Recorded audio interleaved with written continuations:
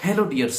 वैसे तो आज अपन बात करने वाले हैं 10th के चैप्टर फर्स्ट की, जिसके अंदर क्या है, यूक्लिड विभाजन प्रमेय का। लेकिन इससे पहले हम थोड़ी सी एक कहानी पे चर्चा कर लेते हैं, जो कि कहानी आपकी बुक में दी हुई है। उस कहानी के बारे में ही चर्चा कर रहे हैं। कहानी कुछ इस प्रकार से है कि एक व्यक्ति अंडे बेचने वाला था।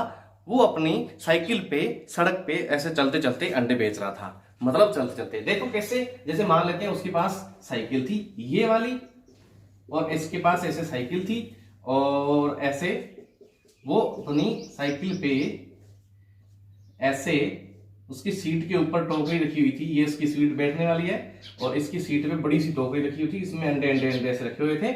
और ये आदमी ऐसे, आदमी वाला ये देख लो, ये आदमी उसने हाथ से साइकिल पकड़ रखी थी, ऐसे जा रहा था सड़क पे, और ये क्या कर रहा था, अंडे बेच रहा था सड़क पे। ठीक है, चलो ठीक है, सड़क पे अंडे बेच तो रहा था। कहानी कहां से स्टार्ट होती है कि एक आदमी आता है जिससे कुछ लेना देना नहीं था। वो आदमी था आलसी निकम्मा, किसी काम का नहीं था, ऐसे ही चिड़चिड़ा सा आदमी था। आते ही उससे बहस करने लग गया। बहस में क्या हुआ, ये कुछ बोला ये कुछ बोला, करते करते इस आदमी ने क्या किया, इस अंडे की टोकरी को धक्का दे दिया, नीचे गिरा दी, और ये अंडे सारे फूट गए। ठीक है, अब अंडे फूटने के बाद क्या हुआ, सारी की सारी बात, सारी की सारी कहानी गई पंचायत पे। आदमी बैठे हैं, आदमी काफी बैठे हैं। इधर ये स्टूल लगा है, इस पे आदमी काफी बैठे हैं। ये इधर अंडे बेचने वाला खड़ा है, इधर दूसरे वाला खड़ा है। ये आदमी बोलता है इन सबसे कि इस आदमी ने मेरे अंडे तोड़ दिए। मैं साइकिल पे बेचने जा रहा था, अंडे सारे तोड़ दिए इस आदमी ने। इस आदमी से मुझे हर्जाना दिलवाओ, उतने रुपए दिलवाओ जितने मेरे अंडे थे। इन्होंने पूछा कि भाई तू बता, तेरे पास कितने अंडे थे कि जितने उसने फोड़ दिए। तो बात यहाँ पे उसने बोला अलग तरीके से, कुछ पहेली तरीके से बोला। अब इस पहेली को समझना ढंग से। इसने बोला, अंडे बेचने वाले ने बोला कि अगर दो दो गिने उस टोकरी के अंदर, अगर दो अंडे गिने, दो के अंडे गिने, दो गिने, तो एक बाकी बचता है। क्या समझे? अगर दो गिने तो लास्ट में एक और बच जाएगा, है ना, भी सारे दो जोड़े बन जाएंगे, एक और बच जाएगा। और इसी प्रकार से उसने बोला भी तीन गिने तो दो बचेंगे, दो बाकी बचते हैं। और चार गिनेंगे तो तीन बचते हैं। पांच गिनेंगे तो चार बचते हैं। छह गिनेंगे तो पांच बचते हैं। और अंत में इसने एक और बात बोली कि सात गिने तो कोई अंडा नहीं बचता, कोई अंडा नहीं बचता। ध्यान देना, दोबारा सुन लो। इसने क्या कहा, हर्जाना लेने के लिए इसने बोला, एक पहेली के तरीके से अपनी बात को रखा पंचायत के सामने। क्या बोला कि अगर दो अंडे गिने तो बाकी एक बचता है। अगर दो के ऐसे जोड़े रखें तो लास्ट में एक और बच जाएगा, उसके पास दूसरा अंडा नहीं होगा, एक अकेला रह जाएगा। तीन गिने, तीन के ऐसे रखें, है ना, तो दो बचेंगे लास्ट में। चार के लिए तीन बचेंगे, पांच के लिए चार बचेंगे, छह के लिए पांच अंडे बच जाएंगे। लेकिन अगर सात अंडे रखें ऐसे तो कितने बचेंगे? कोई अंडा नहीं बचेगा, पूरे सात आ जाएंगे। और साथ ही साथ एक और बात बोली, इस टोकरी में 150 से ज्यादा अंडे नहीं आ सकते। इस टोकरी में 150 से ज्यादा अंडे नहीं आ सकते। ये दैनिक जीवन का उदाहरण था, कितना अच्छा अपनी किताब में दिया हुआ है ना। तो अब बात यहां पे आती है कि अब पंचायत कैसे निर्णय ले, भी कितने अंडे थे इसके पास की एकदम सही तरीके से पता चल जाए। चलो इस पे अपन बात कर लेते हैं। यही हमारी मैथ है। मैथ दैनिक जीवन से जुड़ी हुई है। दैनिक जीवन से अगर जोड़कर ही इसको पढ़ा जाए तो और ही मजेदार लगेगी। इस चैप्टर से काफी बच्चों को कुछ परेशानियां भी आती होगी, लेकिन अब के बाद इसमें कोई परेशानी आने वाली नहीं है। पूरी की पूरी वीडियो देखें, एकदम समझ में आएगा अच्छे से। आपको ध्यान से सुने, ध्यान से समझे, ध्यान से क्लियर हो जाएगा। ओके, चलो बात करते हैं। ये पंचायत बैठी है, इस आदमी ने ये बात बोल दी है।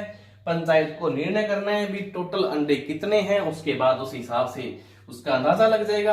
अंडों की कहानी ये थी कि दो गिने तो एक बाकी बचता है, तीन गिने तो दो बाकी बचते हैं, चार गिने तो तीन, ऐसे करते करते सात गिने तो कोई अंडा बाकी नहीं बचता। और उसने बताया कि 150 से ज्यादा अंडे नहीं आते। ऐसा नहीं बताया कि पूरे पूरे 150 है, क्योंकि 150 के अंदर तो 7 का भाग ही नहीं जाता है ना। 7 अंडे बनते ही नहीं पूरे, 7 से ज्यादा ही बन जाएगा या कुछ ऐसे अलग बन जाएगा, कुछ बच्चे बच जाएंगे।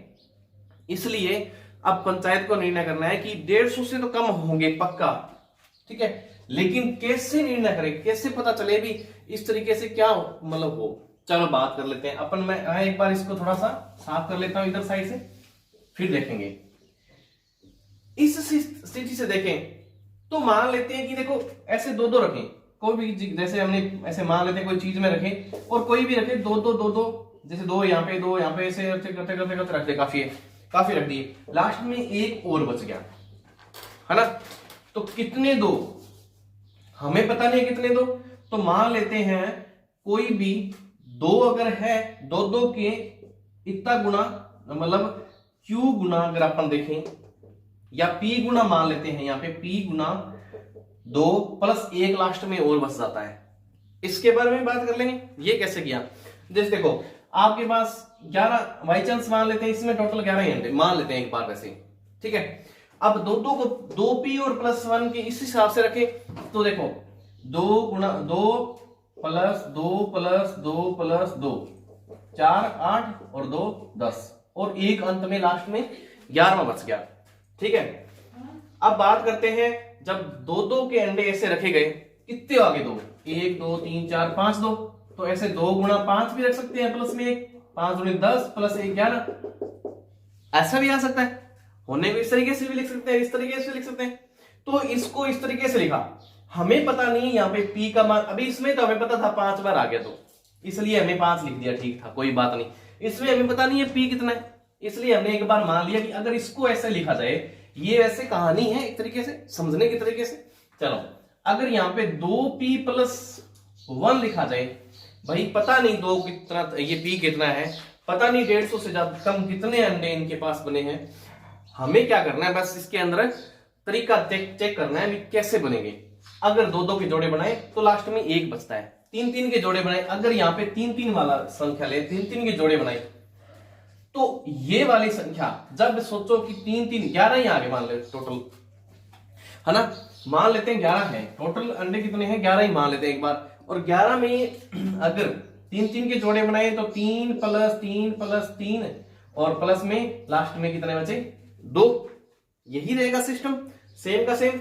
चलो 2 बचे कोई बात नहीं, जब 2 बचे तो इन तीनों को 3 गुणा 3 के रूप में लिखा जा सकता है, लास्ट में 2 बचेगा, ऐसे ही तो होगा। 3 गुणा 3 3 के 9 भी, ये भी 9 है और ये भी 9 है, तो इस तरीके से लिखा जा सकता है। इस संख्या में बदलाव से यहाँ पे 2 था, यहाँ पे 3 आ गया, तो इस संख्या में भी बदलाव हो जाएगा 7 वाली संख्या में। P है तो हम Q लिख लेते हैं, और बचा कितना लास्ट में 2 बचा, जैसे ये बता रहा है। एक बार देख लो समझ में आएगा, धीरे धीरे आराम से पूरा देखते जाएं, पूरे अंडे एकदम क्लियर हो जाएंगे कि कितने अंडे हमारे पास बचे हैं इसके बारे में। चलो बात करते हैं भाई, यहाँ पे अगर 2 का भाग पूरा दें, जैसे 2 की बात पूरी करें तो 1 लास्ट में शेषफल मान लेते हैं, इसमें 3 का करें तो 2 शेषफल। इसी प्रकार से जब ये 4 वाली कहानी बनाए तो 4 S लिख लेते हैं और P के वो ऐसे नाम देते जाएंगे। हमें क्या पता, यहाँ पे इसमें 3 आया था, इसमें 4 वाली में कोई और संख्या आ जाएगी। जैसे 11 है, टोटल 11 थे, 4 प्लस 4 प्लस 4 4 8 और 3 11, है ना। 4 4 8 और 3 11, 11 के बाद अब ये 3, अब की बार ये 3 आ गया। यहाँ पे 4 गुणा में 2 ही बना, इसमें 3 बना था, यहाँ पे 2 ही बना था, इसलिए ऐसे ले लिया। इस तरीके से अपन करते करते इन सारी संख्याओं को ढंग से लिख लेते हैं। जैसे देखो 4S 5T प्लस यहाँ पे बचा कितना है 4, ठीक है, 5T प्लस 4। अब 11 के लिए ये कंडीशन सॉल्व नहीं होती, 11 के लिए ये स्थिति मानते नहीं है। नहीं तो अगर ये 11 के लिए सारी आ जाती बातें हैं तो ठीक मान लेते, लेकिन 11 के लिए तो नहीं आ रही, आएगी जो भी 150 से कम जितने भी होंगे उसी से आएगी ना। लेकिन चल देखते हैं 5T प्लस 4, इसके बाद 6TU प्लस 5, 6U प्लस 5। 7 के लिए जब घटना आएगी तो 7V प्लस जीरो हो जाएगा। उसने क्या बोला, सात सात के ऐसे जोड़े बनाए, सात सात के ऐसे मतलब अलग अलग ढेरियां सी बनाई अंडों की, तो क्या हो जाएगा, अंत में कोई अंडा नहीं बचेगा, पूरे पूरे अंडे क्लियर हो जाएंगे। चलो ये तो बात समझ में आती है। अभी कहां क्लियर हुआ कि उसके पास अंडे कितने थे? हाँ, अंडे क्लियर तो नहीं हुए, लेकिन एक बात पक्का क्लियर होगी, क्या कि टोटल अंडे कम से कम, ज्यादा से ज्यादा 150, उससे ज्यादा नहीं हो सकते, उससे कम ही होंगे। चलो आगे बात करते हैं। साथ ही साथ अगर उनमें भाग दिया जाए या उनको अलग अलग बांटा जाए तो सारे के सारे बराबर भाग हो जाएंगे, सारे के सारे बराबर बराबर हो जाएंगे, मतलब साथ साथ के एक ढेरियां अलग अलग बन जाएगी, कोई बाकी नहीं बचेगा।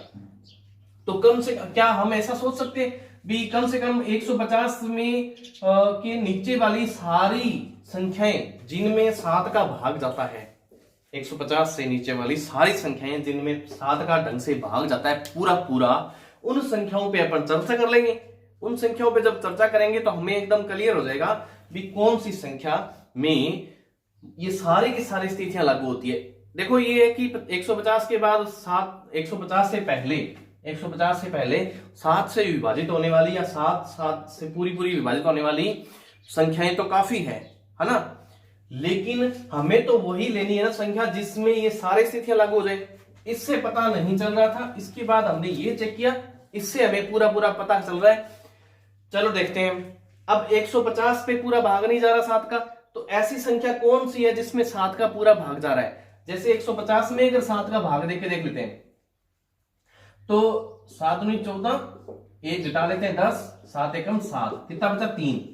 50 से 3 कम, 150 से 3 कम वो संख्या होगी जिसमें क्या जाएगा, 100 पूरा 7 का भाग चला जाएगा। और 147 जैसे 147 क्या होगा, इसमें 7 का पूरा पूरा भाग जा रहा है, 7 एकम 7 दूनी 14, और ये 7 बार है, 7 एकम 7, 21 बार, 21 ढेरियां बन जाएगी।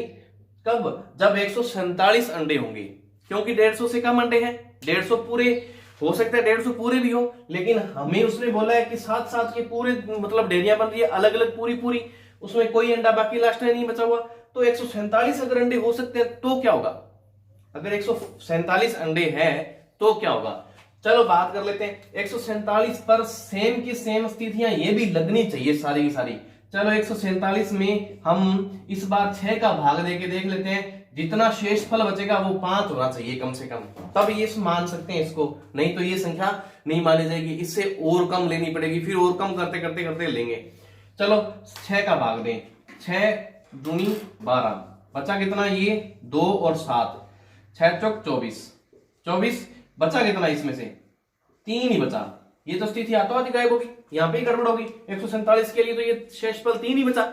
जब 147 पर शेषफल 3 बचा तो इससे हमें पता चला भी 147 अंडे तो नहीं थे, क्योंकि जब 6 के पूरे जोड़े बनाए, 6 की पूरी ढेरियां बनाई अलग अलग अंडों की, तो 24 ढेरियां तो बन गई, लेकिन शेष में 3 अंडे और बच गए।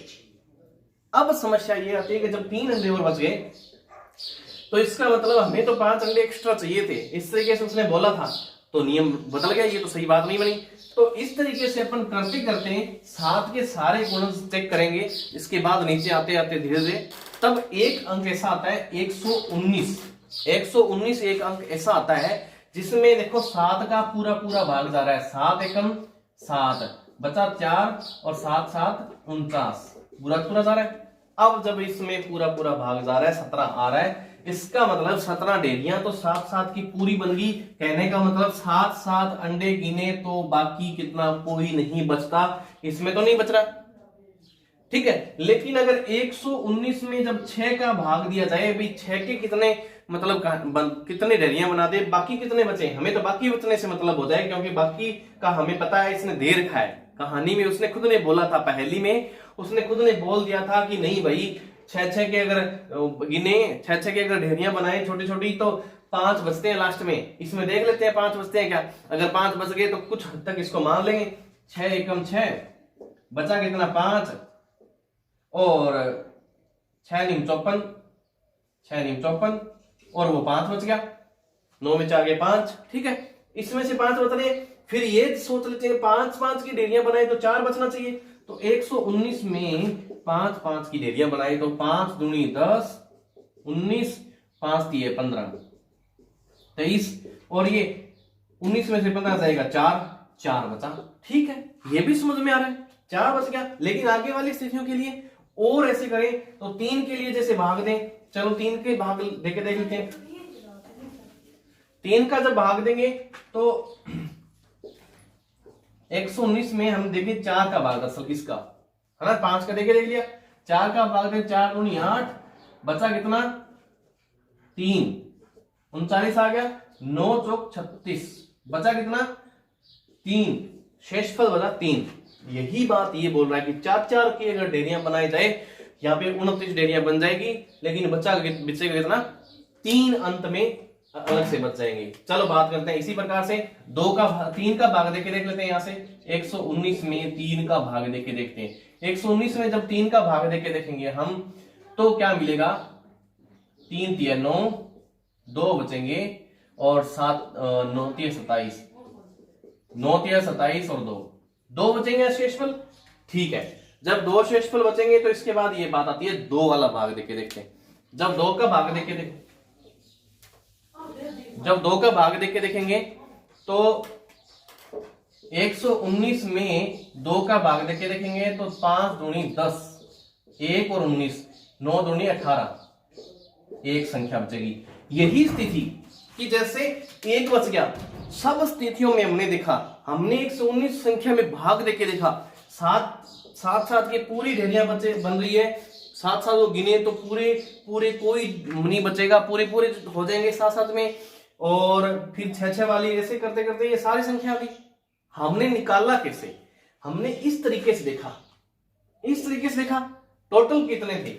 ये स्थिति अगर इसके बराबर 119 का रख दूं, सबके बराबर 119 रख दिया जाए, सबके बराबर 119 रख दिया जाए, सबके बराबर 119 रख दिया जाए, तो ये जो कहानी बनी यही तो हमारी यूक्लिड विभाजन प्रमेय का होती है। इतनी गजब तरीके से, इतनी सिंपल है कि आपको अच्छे से समझ में आएगी, लेकिन एक थोड़ा सा वीडियो को आराम से देखना पड़ेगा। जहां कहानी आपको समझ में नहीं आई हो वहां से थोड़ा सा बैक जाएं, फिर समझें, थोड़ा सा बैक जाएं, फिर समझें, और आराम से समझ में आएगी। चलो अब यूक्लिड विभाजन वाली बात दोबारा देख लेते हैं, ये तो क्लियर होगी भी। उसके पास टोटल 119 अंडे थे, या तो वो आदमी उसको 119 अंडे खरीद के लाके दे, या फिर उसके 119 अंडों के जितने भी पैसे बनते हैं वो सारे के सारे पैसे दे, रुपए दे उसके पूरे, तब जाके पार पड़ेगी। अब अपन बात कर लेते हैं। अब तक हमने बात की उस कहानी के बारे में जो आपकी बुक में दी हुई है और अच्छे से समझा भी रखी है बुक में।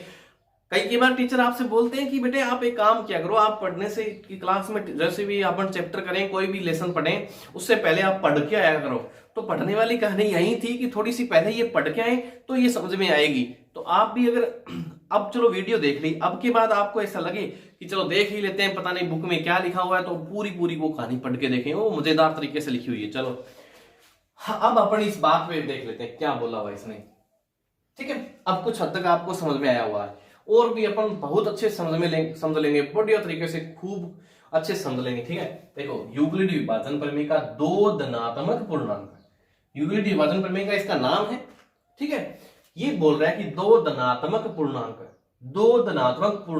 अब देखो पूर्णांक जैसे ही नाम आया, हमें पता है पूर्ण अंक कोई भी, धनात्मक पूर्ण अंक कोई भी, 0 1 2 3 4, 1 2 3 4 ऐसे सारे इधर वाले, और माइनस वाले सारे, ये तो पूर्णांक में आते हैं, ये हम जानते हैं, क्योंकि हमें पता है कि नेचुरल नंबर से प्राकृतिक संख्याओं में 1 2 3 से स्टार्ट हुआ था, फिर पूर्ण संख्याओं में 0 1 2 3 से शुरू हुआ था, 0 1 2 3 ऐसे सारे, फिर पूर्णांक संख्याओं में हमें पता है कि माइनस वाली भी आती है, और इधर 0 भी आएगा साथ में, प्लस वाली भी संख्या आएगी, प्लस में 1 2 3 4 5 6, माइनस में 1 2 3 माइनस वाले सारे आ जाएंगे। इसके बाद परिमेय संख्या थी, फिर अपरिमेय संख्या थी, उनके बारे में भी आगे आएगी, चर्चा कर लेंगे, और बहुत खूब अच्छे तरीके से आपके पास चैप्टर में है, सारा कुछ मैटर है, अच्छे से चर्चा कर लेंगे, कोई प्रॉब्लम नहीं आएगी। इस वीडियो को आराम से देखें और आगे आने वाली वीडियो को देखें, बढ़िया तरीके से क्लियर हो जाएगा। चलो बात करते हैं, और साथ ही साथ ये एक और वीडियो हमारे पास पड़ी है इससे पहले, नेचुरल नंबर, पूर्ण संख्या, पूर्णांक संख्या, और ये सारी बातें, ये वाली सारी भी पढ़े वीडियो ढंग से। ठीक है, अब ये बोल रहा है कि 2 धनात्मक पूर्णांक, हमें बात कह रहा है कि धनात्मक पूर्णांक यहां से शुरू होते हैं। ये कोई धनात्मक ना ऋणात्मक होता है, ये ऋणात्मक पूर्णांक होते हैं, ये धनात्मक पूर्णांक, एक से लेके स्टार्ट होते हैं। बात किन किन कर रहा है? दो धनात्मक पूर्णांकों की। इसका मतलब अब सिर्फ हम धनात्मक पूर्णांक ही लिख लेते हैं इधर इस बोर्ड पे, सिर्फ हम धनात्मक पूर्णांकों को ही जगह देंगे एक बार। तो लेना देना तो हमें सभी संख्याओं से ही है। जब हम मैथ कर रहे हैं तो मैथ है इस बहुत इजी वाली, इसलिए लेना देना तो हमें सारी संख्याओं से है, हम सभी संख्याओं से बात करेंगे। लेकिन अब बात फिलहाल सिर्फ दो धनात्मक पूर्णांकों की है। तो पहले एक बार मैं धनात्मक पूर्णांक लिख देता हूं आपके लिए यहाँ पे, 1 2 3 4 5 6 7 ऐसे ऐसे, और लिख देते हैं 7 8 9 10 ऐसे अनंत तक जाएगी, पता ही नहीं कितने तक धनात्मक पूर्णांक जाएगी। हाँ सही है, ये धनात्मक पूर्णांक है। अब धनात्मक पूर्णांक और सर आपने बोल दिया धनात्मक पूर्णांक और फिर प्राकृत संख्याओं में क्या अंतर है? तो धनात्मक पूर्णांकों और प्राकृत संख्याओं में कोई अंतर नहीं है, ये एक से शुरू होती है और प्राकृत संख्याएं भी एक से शुरू होती है। चलो बात कर लेते हैं। दो धनात्मक पूर्णांक ए और बी दिए रहने पर, ए और बी दिए रहने पर इनमें से कोई भी दो धनात्मक पूर्णांक ए और बी ऐसे छांट लेते हैं। मान लेते कोई भी 6 और 7 मान लेते हैं, 6 और 7, या कोई भी 6 और 11 मान लेते हैं। हमें इसमें 11 एक बार दिख नहीं रहा पर लेकिन 11 है, चलो मान लेते हैं, है सही सारी संख्याएं। 6 और 11 मान लेते हैं, ये दिए रहने पर आगे सोचते देखो इनमें क्या क्या बातें बनेगी। और भी दो धनात्मक पूर्णांक लेने हैं तो 6 और 11 क्यों ले, 3 और 2 और 3 ले लेते हैं, एक कंडीशन ये भी ले लेते हैं, 5 और 10 ले लेते हैं, एक स्थिति ये भी ले लेते हैं, और 3 और 11 भी ले लेते हैं, और बहुत स्थितियां बन जाएगी। मतलब इन सभी में दो दो लेने पर अलग अलग कितने भी संख्याएं, कितने भी जोड़े बन सकते हैं। चलो दिए रहने पर की बात करते हैं। ऐसी अद्वितीय पूर्ण संख्याएं, अद्वितीय भी ऐसी अद्वितीय जिनके अलावा, अभी अद्वितीय का अर्थ हमें अलग से पता होना चाहिए। भी अद्वितीय का अर्थ क्या होता है? अद्वितीय वह होता है भी, मतलब कोई भी किसी चीज के लिए अगर अपन बोले भी अद्वितीय है, इसका मतलब भी इसके अलावा ऐसा कोई भी नहीं है। मेरी बात को समझ पा रहे हो? सूरज के लिए, सूर्य के लिए, मून के लिए, चंद्रमा के लिए अपन बोल सकते हैं, हमारे खुद के लिए बोल सकते हैं कि ऐसा इसके अलावा कोई नहीं है, ये अद्वितीय है ना? बिल्कुल। तो इसी प्रकार से अद्वितीय पूर्ण संख्याएं, मतलब इन दोनों के अलावा कोई पूर्ण संख्या नहीं होगी, मतलब पूर्ण संख्याएं ए, क्यू और आर विद्यमान है। अब थोड़ा थोड़ा आपको ऐसा लग रहा होगा पता नहीं क्या क्यू और आर आ रहे हैं, लेकिन धीरे धीरे जब अपन इसको बारे में अच्छे से चर्चा कर लेंगे, डिटेल से, आराम से समझ में आ जाएगा। धीरे धीरे समझो, लेकिन एकदम पूरा पूरा समझ लें, है ना? तो कम से कम एक मैटर तो क्लियर हो जाए।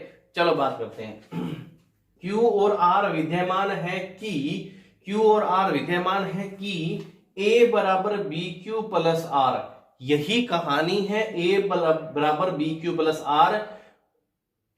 R का मान जो है वो 0 से बड़ा होगा या बराबर हो सकता है, 0 से बड़ा या बराबर, और B से छोटा, हमेशा B से छोटा होगा। चलो बात कर लेते हैं, ये कहानी कहां से आई, क्या बनी, कैसे ली, क्यों ली? क्यों तो इसलिए ली क्योंकि संख्याओं पर चर्चा कर रहे हैं, और वो भी वास्तविक संख्याओं पर। जब इसको डिटेल से चर्चा करेंगे तो बहुत सी मतलब अंदर स्टोरियां मिलती है, बहुत से सिस्टम मिलते हैं। चलो ठीक है, कैसे ली उसकी बात कर लेते हैं। A बराबर B Q plus R. Sir ये कहानी आज तक बहुत बार देखी है, लेकिन समझ में नहीं आई, कैसे करें? आएगी समझ में, अब की बार बिल्कुल क्लियर हो जाएगा। देखो कैसे भाई, इसने बोला दो धनात्मक पूर्णांक ए और बी दिए रहने पर ऐसी अद्वितीय पूर्ण संख्या क्यू और आर विद्यमान है कि क्यू और आर विद्यमान है कि ऐसे लिखा जा सकता है, ए बराबर बी क्यू। ए और बी तो हमने मानी थी अभी, ए और बी तो अभी हमने ली थी संख्याएं, दो संख्याएं ए और बी धनात्मक पूर्णांकों की बात की थी हमने। वो दो संख्याएं 6 11 2 3, कुछ भी दो संख्याएं दुनिया में जितनी भी धनात्मक पूर्णांक है उनमें से कोई भी बड़ी से बड़ी दो संख्याएं लेकर देख सकते हैं हम, कोई भी, है ना? उसको कह रहे हैं कि अगर ए को ऐसे रखें, ठीक है, और बी को ऐसे रखें तो Q और R इस प्रकार से आ जाएगी संख्या, कोई अद्वितीय संख्या भी इनके अलावा, इसके अलावा अगर A फिक्स हो गया और B फिक्स है तो इन दोनों की यहाँ पे भी ये भी फिक्स हो जाएंगे बिल्कुल एकदम 100%। ये कहानी कैसे बन रही है समझ में नहीं आ रहा, लेकिन अब आ जाएगा। उदाहरणों से करते हैं। देखो उदाहरण जो है, कोई भी चीज का अगर उदाहरण लेंगे हम, उदाहरण से बड़ी मतलब कोई भी सॉल्यूशन नहीं होता। उदाहरण से अगर कोई भी समस्या को सुलझाया जाए तो एकदम अच्छे से समझ में आता है। गणित से अगर अपन लगाव रखेंगे तो गणित हमें हमसे लगाव रखेगा। याद रखें विद्यार्थियों, गणित से अगर अपन लगाव रखें तो गणित हमसे लगाव रखेगा। अगर गणित से हम अलगाव रखेंगे तो गणित हमसे भी अलगाव रखेगा। स्थिति वही है, कोई भी जानवर, कोई भी इंसान, किसी से भी अगर अपन लगाव रखने की कोशिश करते हैं तो यही रहता है चांसेस कि वो भी अपने से लगाव रखेगा।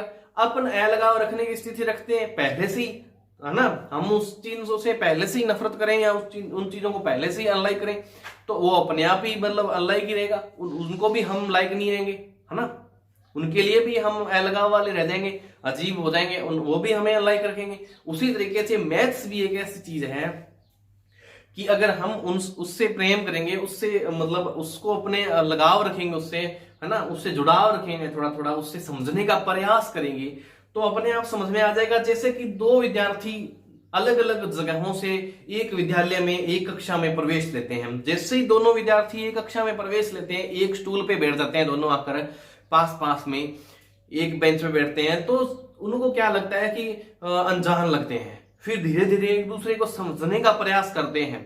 वही दो विद्यार्थी एक दूसरे को समझने का प्रयास करते हैं साथ बैठकर। वही कुछ विद्यार्थी दूसरी तीसरी बेंचेस पे अलग बैठे होते हैं, वो भी एक दूसरे को समझने का प्रयास करते हैं।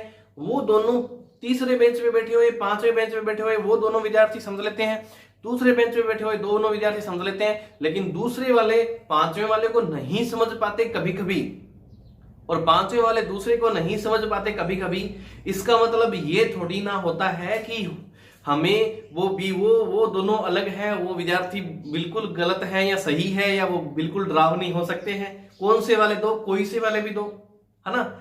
कारण ये है कि ये दोनों पास में बैठे, दूसरे वाले बेंच वाले और पांचवें वाले बेंच वाले या 10वें वाले बेंच वाले, कोई सी वाले पास में बैठे, इसलिए इन दोनों में क्या हो गया, इतना अच्छा लगाव हो गया। पास में बैठे इन दोनों ने एक दूसरे को समझने का प्रयास किया।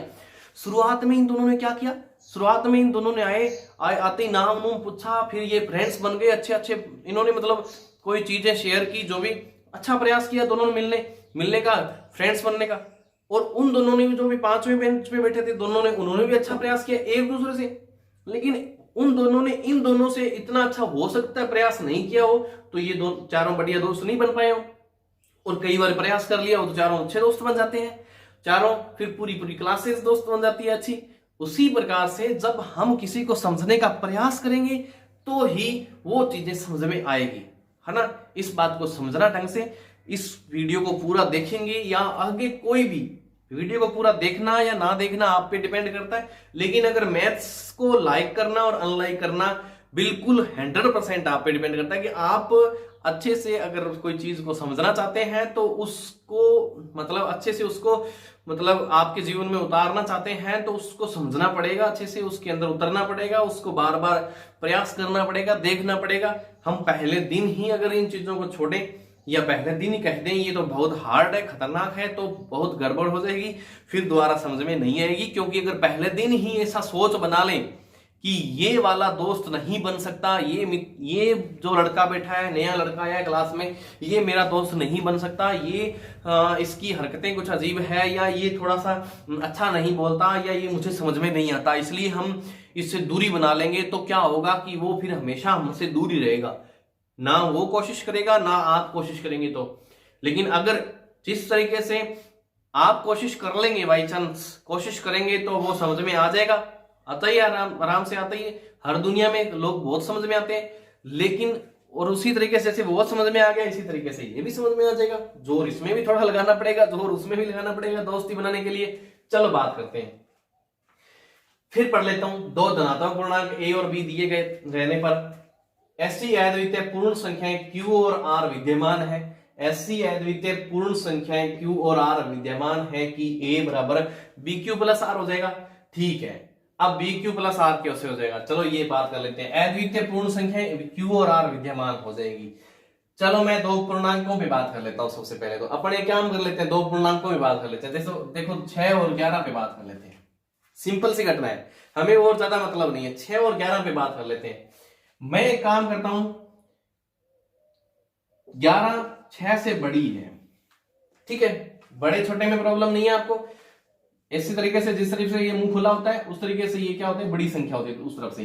तो 11 अगर 6 से बड़ी है तो 11 में अगर अपन 6 का भाग देके देखें, ठीक है, कैसे देखें, 6 कम 6 और बचा कितना 5।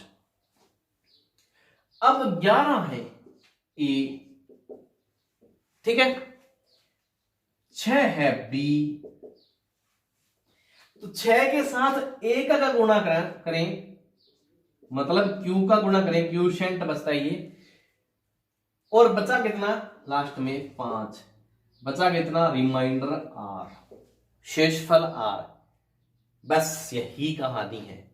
और देख लो एक बार क्या कह रहा है कि 11 को ऐसे लिखा जा सकता है, A और B अगर दो धनात्मक पूर्णांक हो तो किसी Q और R के लिए ऐसे लिखा जा सकता है। वैसे ही 11 को 11 और 6 अगर कोई धनात्मक पूर्णांक है दो, उनको इस प्रकार से लिखा जा सकता है। 1 और 5 के लिए 1 यहां पे Q हो जाएगा, R और 5 यहां पे R हो जाएगा। Q मतलब क्यूशेंट है, शेष भागफल बचेगा, और R जो है यहाँ पे 5 जो है वो R रिमाइंडर शेषफल होता है। दुनिया की किन्हीं भी दो धनात्मक पूर्णांक संख्याओं के लिए, दुनिया की किन्हीं भी दो धनात्मक पूर्णांक संख्याओं के लिए इस प्रकार से लिखा जा सकता है।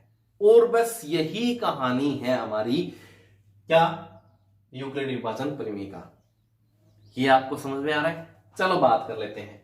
मैं एक बात सोचता हूं कि अगर अपन देख लेते हैं, हमने देखा कि ये ठीक है, समझ में आ गया, और भी 3 और 5 मैंने लिखा था, सॉरी इसके लिए मैंने बताया नहीं आपको, और बता देता हूं। जैसे 2 और 9 लिख लेते हैं, और बहुत संख्याएं, 2 भी मर्जी है आपको, वो लिख लो। 5 में 3 का भाग देंगे, 3 एकम 3, 2 बचेगा। तो क्या लिख सकते हैं, 5 बराबर 3 गुणा में 1 प्लस 2, 5 बराबर 3 गुणा में 1 प्लस 2, 5 ऐसे आ जाएगा। 3 का 1 से गुणा करेंगे, कितना बन जाएगा, 3 एकम 3 प्लस 2 5 बन जाएगा पूरा।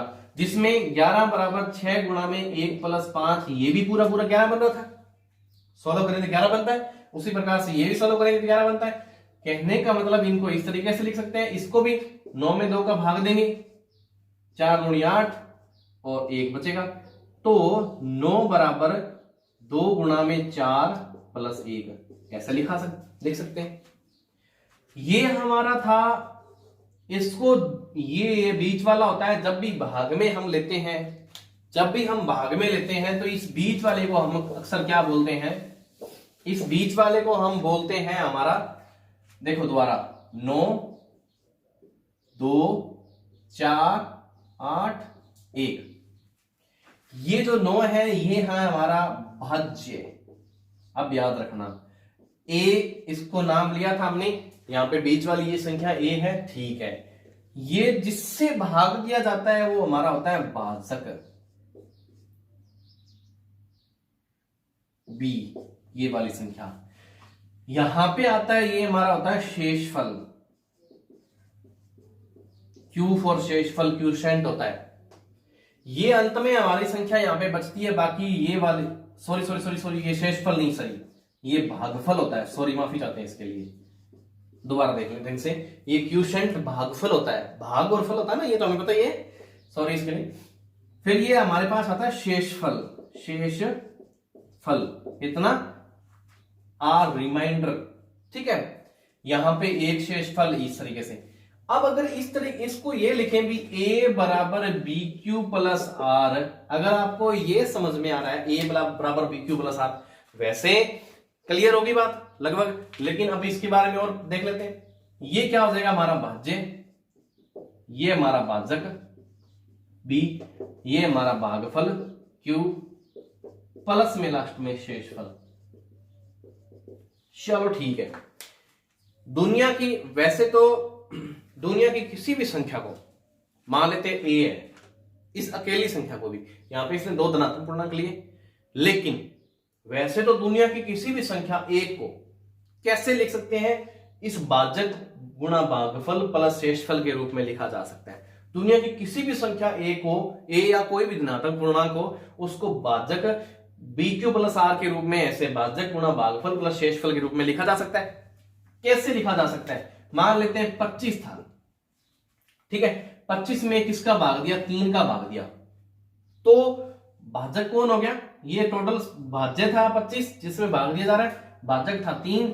अब देख लेते हैं भागफल कितना आएगा, 8 ये 24 और 1 बचा, भागफल कितना आया 8 और शेषफल कितना बचा 1। इस रूप में लिखा जा सकता है। इस हिसाब से दुनिया में कोई भी संख्या आप इस तरीके से लिखी जा सकती है, कोई भी संख्या को। अब जब 25 आ गया, ये 3 आ गया, ये दोनों की बात इसने की हुई है यूक्लिड विभाजन एल्गोरिथम में, प्रमेय में, और ये दूसरे Q और R आ गई। ये सिंपल सी घटना थी। चलो ठीक है, अगर अब आपको ये समझ में आ गई हो तो आप इसको थोड़ा सा रिपीट करें, अच्छे समझने की कोशिश करें। अब अपन बात कर लेते हैं A बराबर बी क्यू प्लस आर के बारे में और ज्यादा, ठीक है। अब मेरी बात सुनो भाई, हमने क्या किया कि जैसे मान लेते हैं किसी संख्या में 2 का भाग दे रहे हैं, मान लेते हैं किसी संख्या में 2 का भाग दे रहे हैं, जैसे यहाँ पे इसको 2 फिक्स कर दिया आपने, b को, है ना, कोई भी संख्या है, कोई भी संख्या मान लेते हैं कभी 10 है, हो सकता है 10 हो, तो 10 में अगर जब 2 का भाग दे रहे हैं तो 5 दूनी 10 आ जाएगा और बचेगा 0। कौन, शेषफल। स्थिति क्या बनी, 10 में 2 का भाग दे रहे हैं, 5 बार गया पूरा, शेषफल क्या बचा 0। अर्थात कोई संख्या ऐसी हो सकती है दुनिया में क्या जिसमें 2 का भाग दें, ठीक है, और वो 2 का भाग दें और पता नहीं क्या, अब ए संख्या ले ली, अनजान संख्या है, अनजान ही भागफल आएगा। अगर आपने भाजक जो ले लिया जिससे भाग दे रहे हैं, अगर फिक्स 2 ले लिया तो भागफल आएगा अनजान, ठीक है, क्यों, संख्या अनजान। और शेषफल जब ए, अगर उसमें ए में पता नहीं, हो सकता है उसने दे रखा हो भी ए में 2 का पूरा भाग जा रहा है, ए में 2 का पूरा भाग जा रहा है, 10 में 2 का पूरा भाग जा रहा है। उसी तरीके से ए कोई सी भी सम संख्या हो या कोई सी भी ऐसी संख्या जिसमें 2 का पूरा भाग जा रहा हो, उसके लिए शेषफल कितना बचेगा, 0 बचेगा। आर जो होगा वो शेषफल 0 बचेगा। समझ पा रहे हो बात को।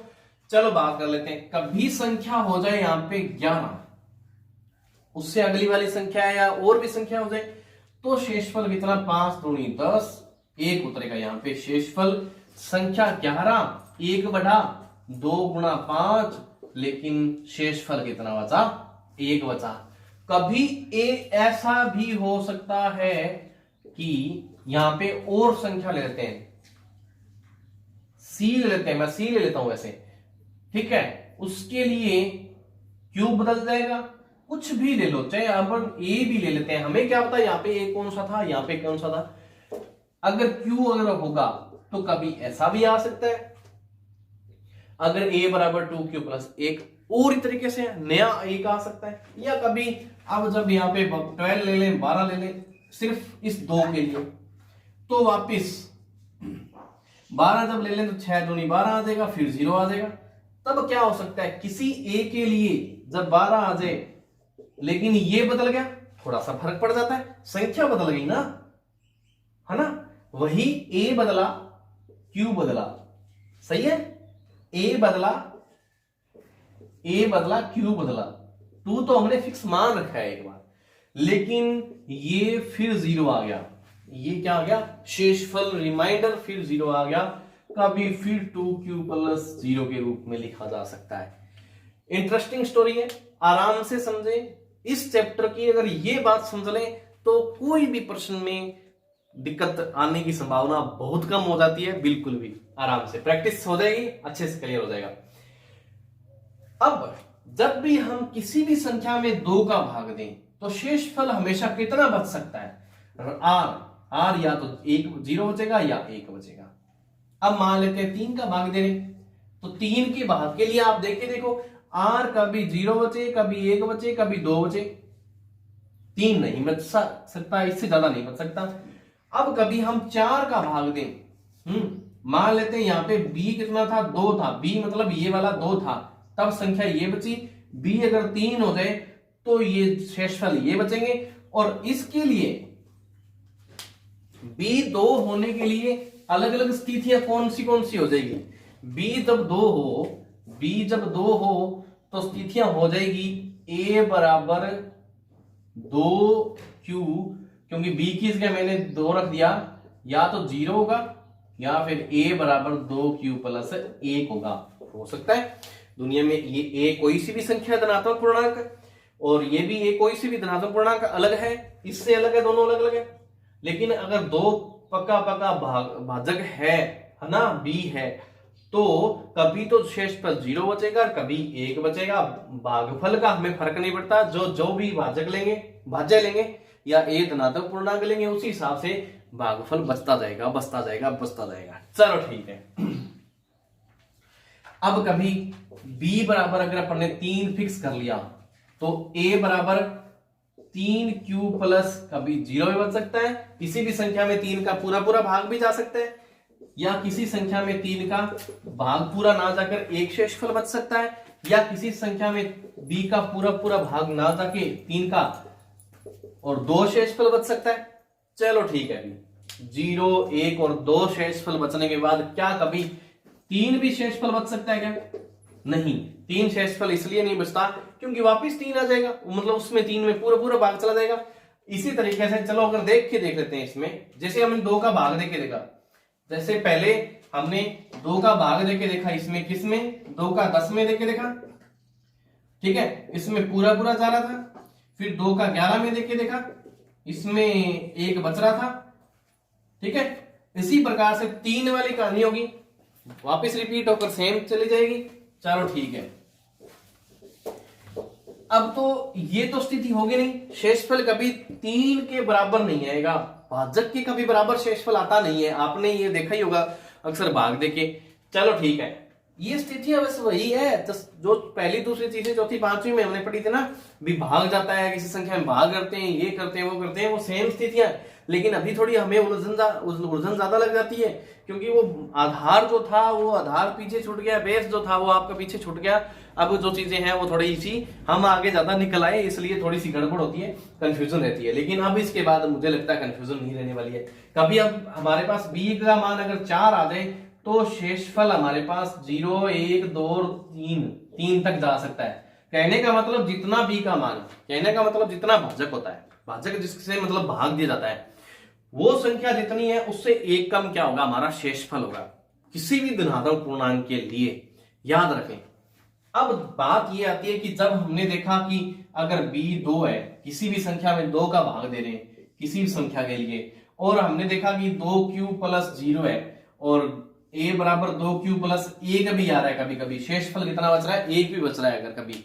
अगर शेषफल 1 बच रहा है तब ये स्थिति कब होगी, जब हमने 10 में 2 का भाग दिया तो 5 बार पूरा गया, संख्या क्या थी, सम थी।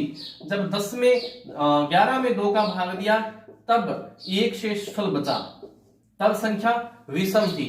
फिर 12 में 2 का भाग दिया, फिर 6 बार जाता है, 0 बचा शेषफल, संख्या सम थी। सम के लिए शेषफल 0, विषम के लिए शेषफल 1।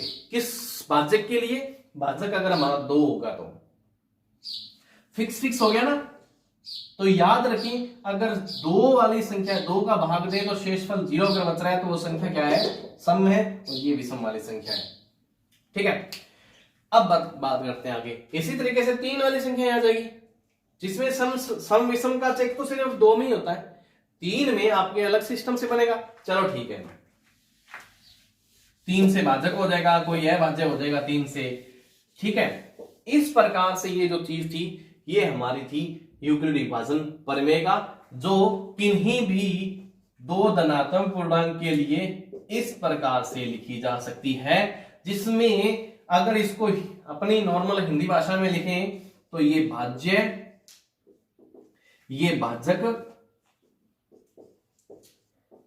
ये भागफल और ये शेषफल, इस प्रकार से बनता है। बहुत सरल भाषा लिखी हुई है, बहुत सरल तरीके से दिया हुआ है। अब अपन करेंगे अगला एग्जाम्पल, फर्स्ट नंबर एग्जाम्पल करेंगे, जो कुछ थोड़ा सा अलग तरीके से दिया हो सकता है। चल देखते हैं। फर्स्ट नंबर एग्जाम्पल मैं लिख लेता हूं इस इधर।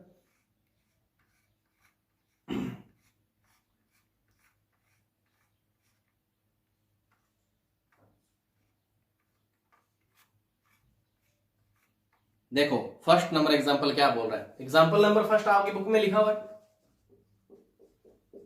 एग्जाम्पल पहला, उदाहरण पहला जो है 4052 और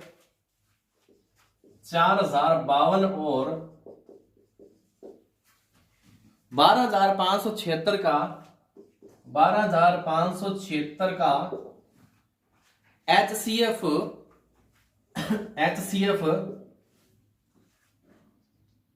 यूक्लिड विभाजन एल्गोरिथम का प्रयोग करके ज्ञात कीजिए। यूक्लिड विभाजन एल्गोरिथम का प्रयोग करके ज्ञात कीजिए। सिंपल सा एग्जांपल है। अब तक हमें नहीं आ रहा या आ रहा है तो ठीक है, लेकिन अगर नहीं आ रहा तो अच्छे से समझेंगे। देखो क्या कह रहा है भाई, 4052 और 12576 का HCF हाईएस्ट कॉमन फैक्टर होता है, इसको बोलते हैं हाईएस्ट कॉमन फैक्टर।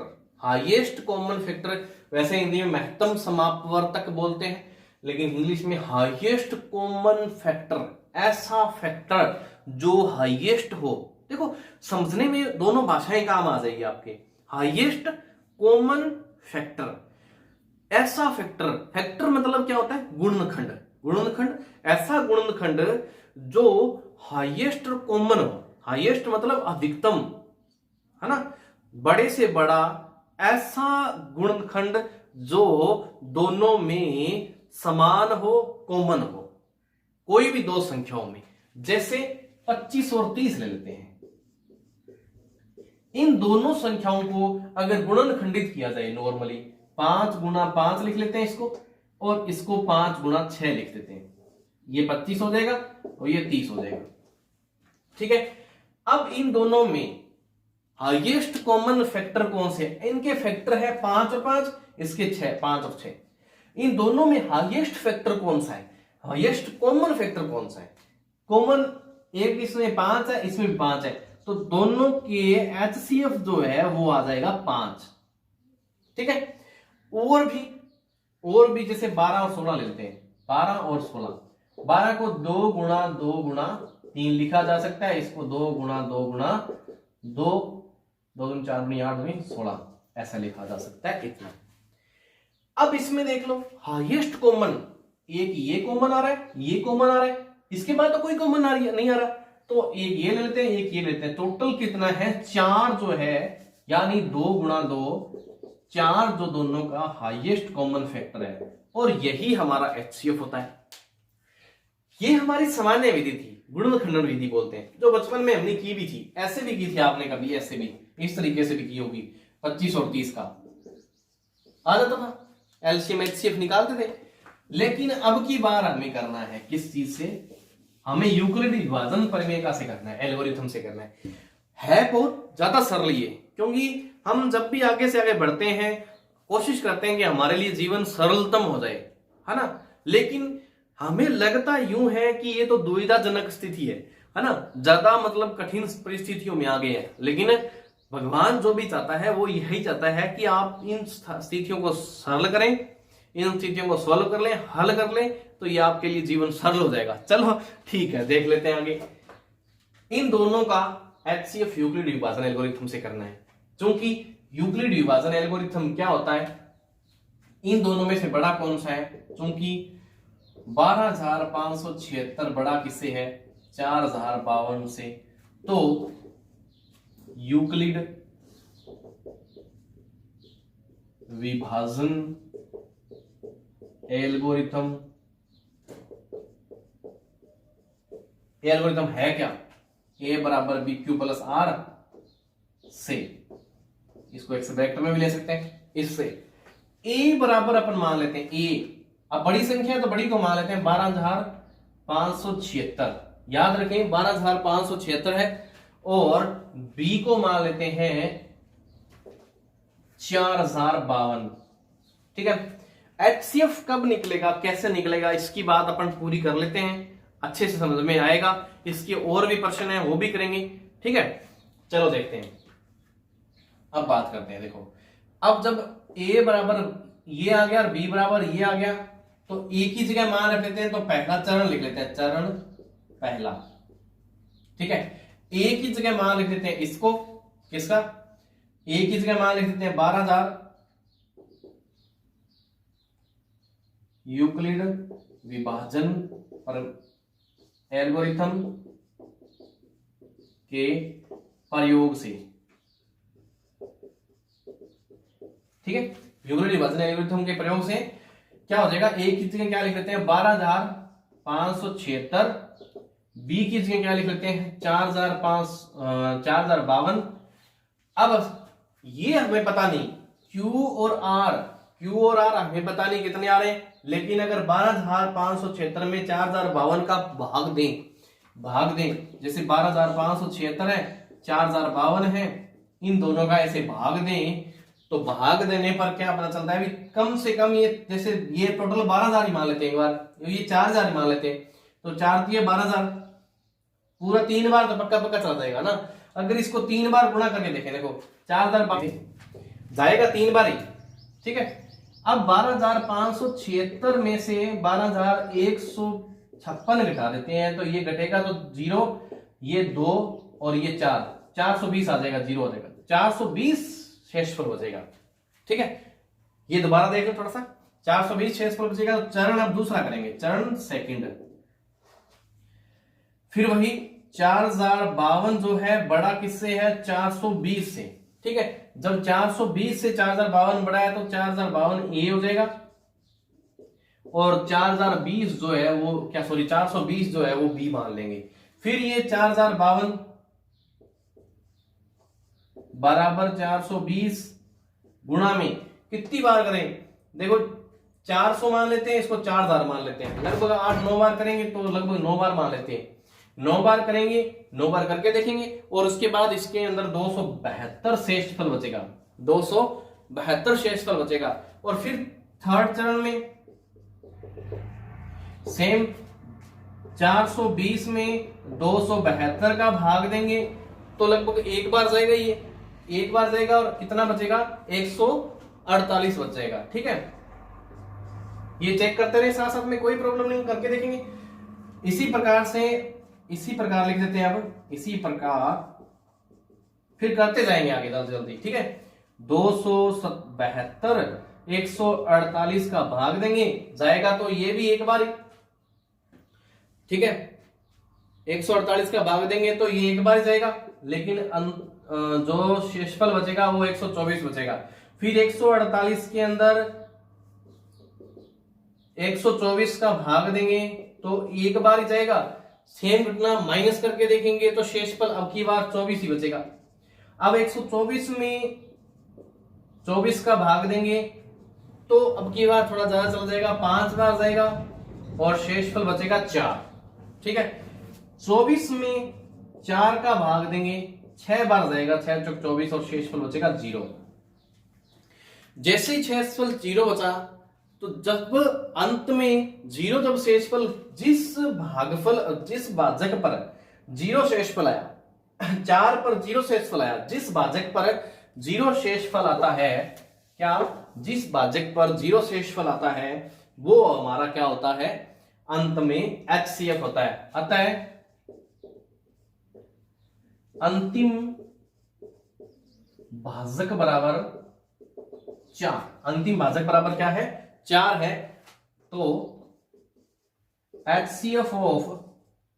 HCF किसका, एक तो 12,576 का और एक 4,052 का, कितना हो जाएगा, 4 HCF हो जाएगा। HCF हाईएस्ट कॉमन फैक्टर होता है या महत्तम समापवर्तक होता है, इन दोनों का हाईएस्ट कॉमन फैक्टर 4 ही है। इतना सरल प्रश्न इतनी सिंपल तरीके से, इस वीडियो को अगर थोड़ा समझ में नहीं आए तो 2 बार देखें, थोड़ा सा समझ में आएगा आराम से। अगली क्लास में अपन इसके अगले एग्जाम्पल करेंगे, और इस वीडियो में कुछ कमियां आपको लगे या कुछ जैसा भी लगे आपको इसका फीडबैक जरूर दें, और अगर आपको अच्छा लगे या जैसे भी लगे तो अपने आसपास के मित्रों को और मतलब भेजें, ताकि हमें मतलब प्रोत्साहन मिले कि और मतलब अच्छा काम करें। इस आज की वीडियो में बस इतना ही, और धन्यवाद।